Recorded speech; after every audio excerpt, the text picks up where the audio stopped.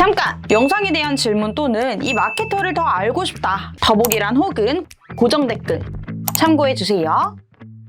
안녕하세요. SNS 광고 마케터 자격증 시험이 이제 얼마 남지 않았는데 저랑 오늘 핵심 문제 딱 15문제만 풀어보도록 하겠습니다. 가장 먼저 SNS의 이해 부분입니다. 다음 중 메타 비즈니스 광고 캠페인 준비 사항에 대한 설명으로 틀린 것은 1번 인스타그램 지면에만 광고 노출을 원하는 경우 페이스북 페이지 없이 비즈니스 관리자를 통해서 세팅하면 된다. 일단 이 부분이 바로 틀린 문제입니다. 왜냐하면은 메타 광고를 집행을 하기 위해서는 노출 위치랑 상관없이 무조건적으로 페이스북 페이지가 모두 필요합니다. 그렇기 때문에 만약에 문제에서 페이스북 페이지가 필요 없다 하면은 그거는 틀린 답이라고 봐주시면 됩니다. 2번 인스타그램의 공개 컨텐츠 중 슬라이드형 게시물을 통해 브랜드 인지도 증대 목표를 광고 진행할 수 있다. 이 슬라이드형 광고 같은 경우는 도달, 트래픽, 전환 등등 대부분 광고에서 다 진행이 가능한 광고 콘텐츠 형태입니다. 3번 매출을 위해 전환 캠페인을 세팅하기 위해서는 페이스북 전환 이벤트 준비가 필요하다. 맞습니다. 전환 캠페인을 진행을 하기 위해서는 페이스북에서는 픽셀 이벤트 값이 설정이 되어야지 해당 광고를 집행할 수가 있습니다. 4번 앱 설치 캠페인을 위해서는 페이스북 앱 등록 없이 진행할 수 없다. 맞아요. 앱 설치 캠페인을 진행을 하기 위해서는 페이스북 앱 등록을 진행을 해주셔야지 광고를 진행을 하실 수 있습니다. 이처럼 비즈니스 광고 캠페인을 진행을 하기 전에 전반적인 어느 정도 지식을 가지고 있는지에 관한 문제는 꼭 나오기 때문에 시험장 들어가시기 전에 이 비즈니스 광고 캠페인 준비 사항에 대해서는 어느 정도는 숙지를 하고 가시는 게 좋을 것 같습니다. 다음 문제입니다. 다음 중 광고 캠페인 진행 시 메타 픽셀을 통해 활용할 수 있는 이점이 아닌 것은 1번 캠페인을 측정하기 위한 지표를 파악하고 설정. 일단은 1번이 정답인데 아마 메타 광고를 진행을 해보신 마케터분들은 이미 알고 계실 텐데 메타 픽셀에 대해서 간단하게 설명을 드리자면 오른쪽에 나와 있는 것처럼 웹사이트에 설치하는 코드로 웹사이트에서 유입자가 취한 행동을 파악하여 광고의 효과를 측정할 수 있다.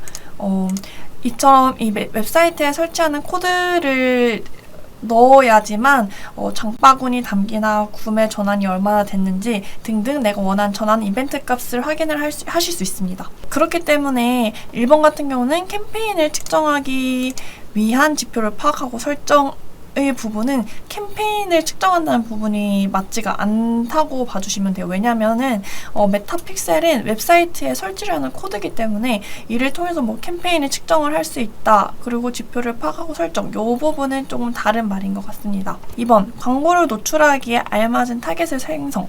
메타픽셀을 설치를 하게 되면은 우리 웹사이트에서 방문한 사람들 180일 기준으로 타겟을 생성할 수도 있고 구매를 한 사람들만 타겟을 설정할 수도 있습니다.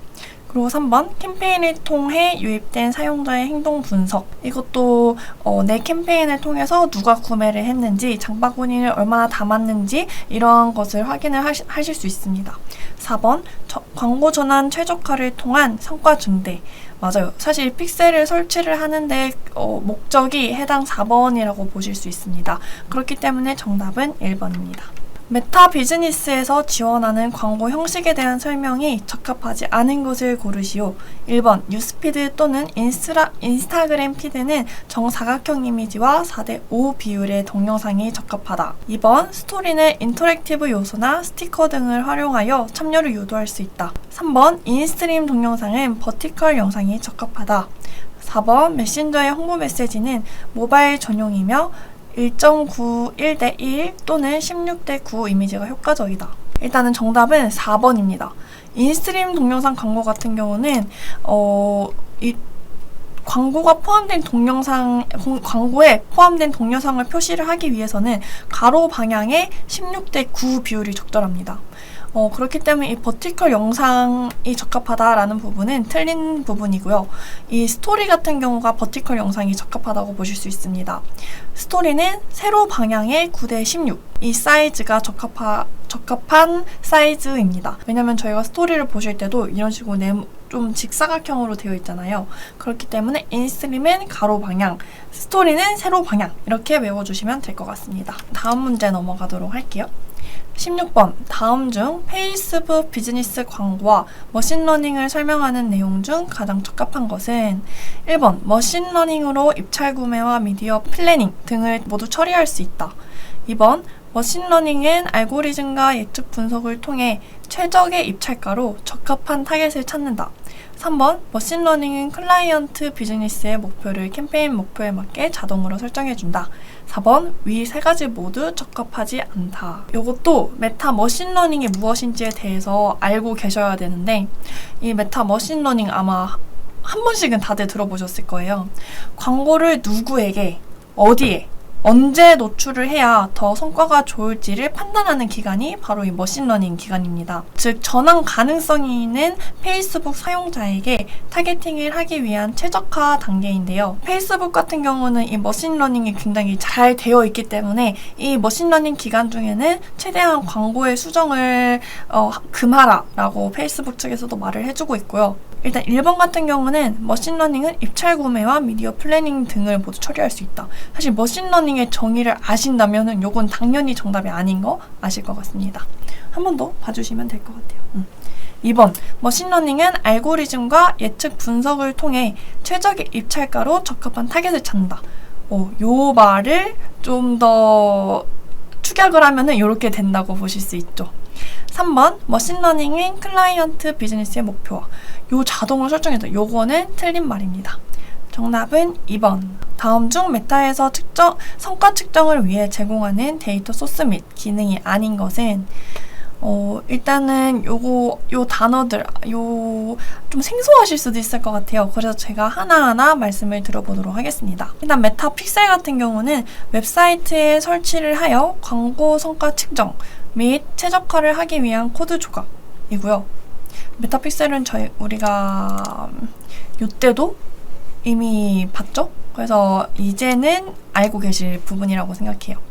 이 전환 API는 웹 및 오프라인 이벤트 혹은 고객 행동을 서버에서 페이스북으로 바로 공유하면서 픽셀과 함께 사용하여 성과 및 측정 개선.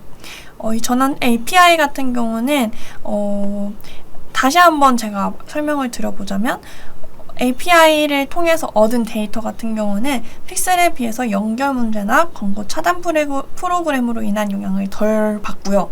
그리고 고객 여정 전반에서 광고 성과와 기여를 조금 더 정확하게 측정할 수 있다는 장점이 있기 때문에 픽셀이 설치된 경우에도 전환 API를 같이 설치를 해주셔서 광고에 대한 성과나 이런 측정 부분을 조금 더 개선하실 수 있습니다.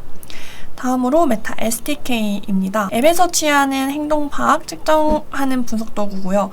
메타 픽셀이 웹이라면 SDK는 앱 분석 도구라고 봐주시면 될 것 같습니다. 다음으로 4번인 웹사이트 서치 콘솔 같은 경우는 구글에서 웹사이트 최적화 및 인덱싱 상태 검사 툴입니다. 이건 구글에서 사용하는 툴이기 때문에 정답은 4번이겠죠. 퍼스트 파티 데이터와 핵심 타겟을 조합해서 타겟팅하고 있는 온라인 소매업체가 있다. CPA가 상승하고 있어 거래량이 늘지 않고 있는 상황이라면 다음 중 어떤 전략이 적합한가? 일단은 이 문제에 대해서 이 현 상황이 어떤지에 대해서 제가 다시 풀어서 설명을 해드리자면 일단은 퍼스트 파티 데이터, 즉 고객 정보 데이터와 핵심 타겟, 연령, 성별, 지역 같은 타겟을 조합을 해서 현재 맞춤 타겟을 사용을 하고 있는 상황인 것 같아요. 이런 경우는 사실 타겟이 좁기 때문에 얘네처럼 CPA가 높을 수가 있어요. CPC나 CPA가 높을 수가 있기 때문에 핵심 타겟과 유사 타겟팅을 활용을 하고 노출 위치 확장을 통해서 최대한 많은 모수를 확보를 해서 이러한 CPA를 낮춰야 되는 그런 상황이라고 보여지고 있고요. 일단 하나하나 봐보자면은 1번 전환 캠페인 선택, 노출 위치 확장, 유사 타겟팅. 제가 말한 부분이죠. 유사 타겟팅과 노출 위치를 확장을 해서 모수를 많이 확보를 하고 거래량이 소매업체니까 당연히 전환 캠페인을 통해서 거래량을 늘려야 되겠죠. 그래서 정답은 1번입니다. 그리고 전환 캠페인이랑 트래픽 캠페인이 뭐지 하시는 분들을 위해서 간단하게 설명을 드리자면 전환 캠페인 같은 경우는 전환, 즉 거래량을 증가를 시키는 거예요. 뭐 구매를 늘릴 수도 있고 아니면 장바구니량을 늘릴 수 있고 이런 전환량을 늘리는 것을 목표로 하는 캠페인이고 트래픽 캠페인은 내 홈페이지의 유입량을 늘리기 위한 목표라고 봐주시면 됩니다. 다음 문제로 넘어가도록 하겠습니다. 다음 중 메타 비즈니스 광고의 타겟팅 방식에 대한 설명으로 틀린 것은 1번 핵심 타겟, 연령, 관심사, 지역 등의 기준에 따라서 타겟을 정의하고 타겟. 아까 우리가 전 문제에서 핵심 타겟을 진행을 했다고 했잖아요. 제가 설명을 했던 것처럼 연령이나 성별, 지역 같은 큰 타겟을 핵심 타겟이라고 합니다. 2번 맞춤 타겟, 온라인이나 오프라인에서 비즈니스의 반응을 보인 타겟. 요거는 내 웹사이트에서 구매를 한 사람들을 따로 타겟을 할 수 있고 보통은 내 웹사이트에서 구매를 한 사람들을 제외하고 진행을 하기도 해요. 이처럼 내 온라인이나 오프라인에서 반응을 보인 타겟을 맞춤 타겟이라고 하고요. 다음으로 유사 타겟, 소스 타겟을 기준으로 유사 유저를 타겟으로 생성. 구매를 내 웹사이트에서 구매를 한 사람과 비슷한 유저들을 타겟을 하실 수 있어요. 이게 바로 유사 타겟이고요. 다음으로 특별 광고 타겟. 고객 데이터를 기반으로 광고 카테고리와 상관없이 사용 가능한 타겟. 요것은 틀린 말입니다. 특별 광고 타겟 같은 경우는 광고 캠페인이 특별 광고 카테고리에 해당하는 경우에 만들 수 있는 타겟이고요. 이렇게 광고를 캠페인을 세팅을 하실 때 보면은 특별 광고 카테고리가 있어요. 뭐 신용이나 고용, 주택, 뭐 사회 문제, 선거 또는 정치 요런 유형에 해당하시는 분들은 클릭을 해서 광고 생성을 해주시면 됩니다. 그렇기 때문에 정답은 4번입니다. 다음으로 브랜드에서 SS 컬렉션 시즌 상품을 소개하려고 한다. 시즌 신상을 이미지 20개와 15초짜리 동영상을 함께 사용을 해서 구매 고려도를 높이고자 한다. 다음 중 가장 적합한 광고 크리에이티브 형식은 여기서 이미지 여러 가지와 그리고 동영상을 함께 사용을 해서 구매 고려도를 높이고자 한다라고 했잖아요. 그리고 이 다음 문제도 비슷한 유형이라서 같이 가지고 왔는데 문제 한번 볼게요. 다음 중 페이스북 광고 형식 중 카탈로그가 필요한 광고 형식은 정답은 두 개 다 컬렉션 광고입니다. 컬렉션 광고가 이 카탈로그 형식 안에 있는 광고라고 봐주시면 되고 이런 형식으로 이미지나 동영상이 있고 밑에는 내 상품들을 이렇게 보여줄 수 있게 하는 형식이 카탈로그 광고 형식이고요. 이런 컬렉션 광고는 고객이 제품을 발견을 하고 구매까지 자연스럽게 이어질 수 있게 하는 광고 형식입니다. 이 컬렉션이나 카탈로그 광고도 문제에 많이 나오기 때문에 한번 꼭 기억을 해주시고 시험에 들어가시면 좋을 것 같습니다. 다음 문제입니다. 다음에서 설명하는 브랜드가 선택해야 할 입찰 방식으로 알맞은 것은 광고 비용 지출의 예측을 중요하게 생각한다. 예산이 한정되어 있으므로 선택한 기간에 타겟 고객에게 빈도를 기준으로 광고를 집행하고 싶다. 이것도 18번이랑 비슷한 문제라서 같이 가지고 왔고 이것도 볼게요. 브랜드 캠페인 진행에 있어 도달 및 빈도를 조절하는 광고를 구매할 계획이다. 다음 중 해당 캠페인의 광고 인벤토리에 적용할 계절 비용 방식으로 적합한 것은 이 두 개 문제에서 다 보이는 게 도달 그리고 도달 및 빈도 해당 부분이잖아요. 빈도는 도달 노출을 나타내는 측정치이고 도달과 빈도를 조절하는 광고를 구매한다 하신다면은 이 CPM 광고를 선택을 해주시면 돼요. 두 개 다 정답은 CPM이고요. CPM은 1000회 노출당 비용이라고 봐주시면 됩니다. 정답은 CPM입니다. 다음으로 유튜브입니다.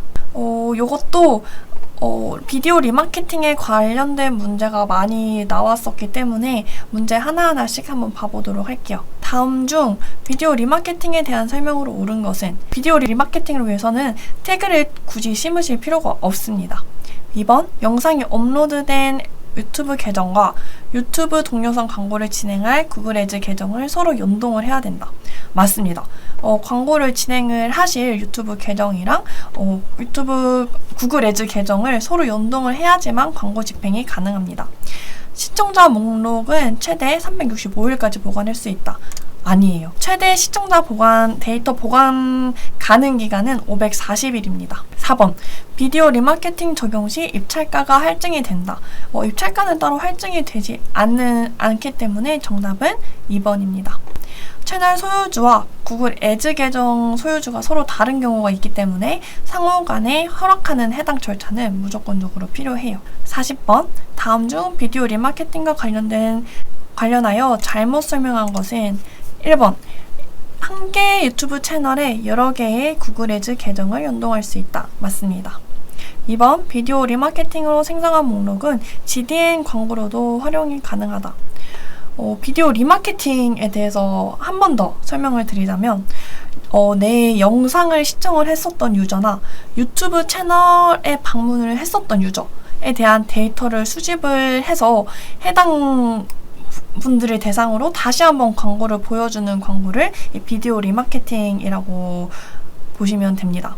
이 비디오 리마케팅 목록 같은 경우는 GDN 광고에도 활용이 가능해서 GDN 광고를 하실 때 내 유튜브에 채널했던 사람들한테 한 번 더 광고를 보여주실 수 있고 아니면 내 영상을 시청했던 사람들한테 보여줄 수도 있습니다. 3번, 비디오 리마케팅을 위해서는 별도의 태그를 설치해야 된다. 아까 말씀드렸죠? 별도의 태그는 따로 필요가 없습니다. 4번, 비디오 리마케팅은 광고 입찰가에 영향을 주지 않는다. 맞습니다. 입찰가에는 따로 영향을 주지 않아요.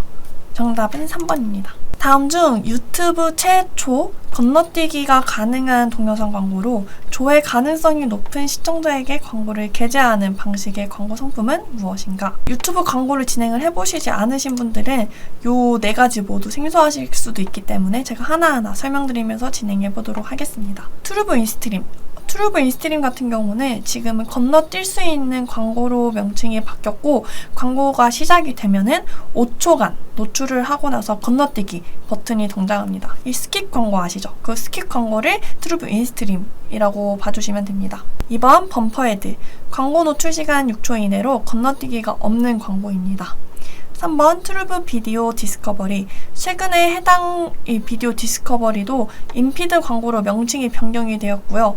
영상 미리 보기 이미지랑 텍스트로 표현이 되고 있는 광고입니다. 4번 CPM 마스터헤드, 1000의 노출당 비용을 매겨서 노출수 목표만큼 비용을 지불을 하고 밑에 있는 해당 이미지와 같이 유튜브 최상단에 노출을 할 수 있는 광고입니다. 다음 중 BTS 유튜브 채널에 광고를 게재하기 위해서 사용할 수 있는 타겟팅은 무엇인가? 이처럼 유튜브에서 특정 채널이나 동영상만 골라서 노출이 가능한데 이 해당 영상에 노출을 시키는 타겟팅 방법을 게재 위치 타겟이라고 합니다. 그렇기 때문에 내가 특정 유튜브 채널에 광고를 한다 하면은 게재 위치 타겟팅이구나 봐주시면 되고요. 다음은 유튜브 내 뉴스 관련 채널 영상에 광고를 게재하기 위해 적합한 타겟팅은 무엇인가? 유저가 시청하는 유튜브 동영상들을 뉴스, 게임, 건강, 뷰티 이와 같은 다양한 주제를 묶어가지고 어떤 주제의 동영상에 게재를 할지 타겟팅을 하는 기법은 주제 타겟팅입니다. 정답은 1번입니다. 이처럼 유튜브 타겟팅 관련된 문제도 꼭 나오고 있기 때문에 해당 타겟팅에 대해서는 이게 무슨 타겟인지에 대해서 조금은 알아두고 가주시는 게 좋을 것 같습니다. 다음 중 트루브 인스트림 광고의 과금 방식은 무엇인가? 트루브 인스트림은 아까 말씀드렸듯이 건너뛸 수 있는 광고예요. 스킵 광고. 이 스킵 광고 같은 경우는 CPV를 과금 방식으로 사용을 하고 있고 30초 영상을 모두 전체 다 보는 경우 혹은 광고를 보다가 영상을 클릭을 해서 넘어가는 경우 이때 과금이 되고 있습니다. 다음 중 트루브 인스트림 광고 노출 시 건너뛰기 버튼이 노출되는 시점으로 알맞은 것은 이거는 스킵 광고인데 5초 후에 이 버튼이 나타나요. 그래서 5초 후라고 기억해 주시면 됩니다. 다음 중 트루브 비디오 디스커버리 광고의 과금 방식으로 알맞은 것은 이 트루브 디스커버리 같은 비디오 디스커버리는 인피드 광고인데요.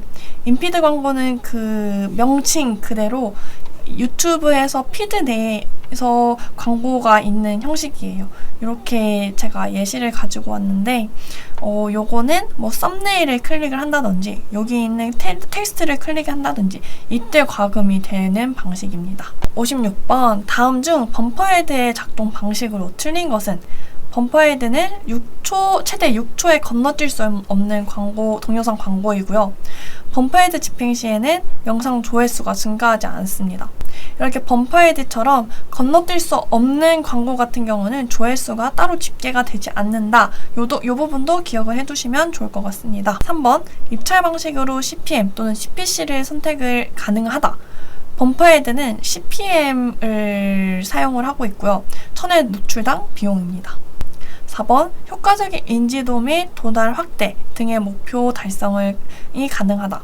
인지도랑 도달 확대를 하실 때 이 범퍼헤드를 사용하면 효과적이다라는 말씀입니다. 정답은 3번. 다음 문제고요. 다음 중 유튜브 광고가 불가한 동영상 등록 상태는 무엇인가? 미등록 상태, 등록 상태, 비공개 상태, 해당 사항 없음인데 등록은 당연히 광고가 가능하겠죠? 근데 이 미등록에 대해서는 모르시는 분들이 있으실 것 같은데 미등록은 일부 공개로 영상 URL이 있는 사람들만 시청이 가능하고 유튜브 채널에 노출이 안 됩니다. 저도 지금 교육을 찍고 있을 때 이 미등록 상태로 교육을 찍는데 이 미등록 상태의 경우도 광고가 나중에 가능한 부분이고요. 비공개일 때는 광고가 불가합니다. 정답은 3번입니다. 다음 중 특정 키워드가 포함된 영상, 특정 연령 및 성별 등을 제외하는 타겟팅 방식은 무엇인가? 특정한 영상이나 연령, 성별을 제외한다. 재배 타겟팅이고요. 재배 타겟팅 같은 경우는 유튜브 광고 집행 시에 특정 계절 지면이나 유저에게 노출이 되기를 원하지 않는 경우에 이와 같은 재배 타겟팅으로 회피가 가능합니다. 정답은 4번입니다. 그 외 부분입니다. 크게 제가 네이버 밴드랑 카카오 가지고 왔는데요. 네이버 밴드부터 볼게요. 다음 중 밴드에서 집행이 가능한 디스플레이 광고 상품명이 아닌 것은 풀스크린 광고, 인터랙티브 광고, 네이티브 피드 광고, 스마트 채널 광고. 요 중에서 인터랙티브 광고는 밴드에서 집행이 가능한 광고가 아니고요. 풀스크린 광고, 피드 광고, 그리고 스마트 채널, 네이티브 배너, 이미지 배너, 피드 요거 다 가능합니다. 정답은 2번이고요. 카카오 광고 부분입니다. 카카오 비즈보드의 특성이 아닌 것은 카카오톡 채팅 리스트에 최상대에 위치한 배너이다. 맞고요. 캠페인 목표에 따라서 픽셀 또는 SDK 설치를 활용한다. 전환 광고를 진행하실 때는 페이스북처럼 픽셀이나 SDK를 설치를 해주셔야 됩니다. 3번 여러 가지 랜딩 페이지를 만들 수 있다. 맞아요. 애드뷰 형태나 아니면은 그냥 일반 웹사이트로 랜딩을 하실 수 있고 이 카카오 비즈보드 같은 경우 이 랜딩 페이지를 다양화할 수 있다는 게 하나의 장점이라고 봐주시면 됩니다. 4번 동영상 광고가 가능하다. 이게 아니라고 했는데 현재는 동영상 광고가 가능해요. 인스펜더블 광고라고 초반에는 베타 버전으로 진행을 했었는데 최근에는 이 동영상 광고도 가능하다는 부분도 기억해 주시면 좋을 것 같아서 해당 문제 가지고 와봤습니다. 이렇게 15문제 정도 저랑 같이 풀어봤는데 제가 정말 핵심 문제, 이거는 꼭 기억을 해주셔야 되는 문제들 가지고 왔으니까 여러분들도 해당 영상 보시고 꼭 이번 SNS 광고 마케터 자격증 꼭 한 번에 따시길 바랍니다. 감사합니다.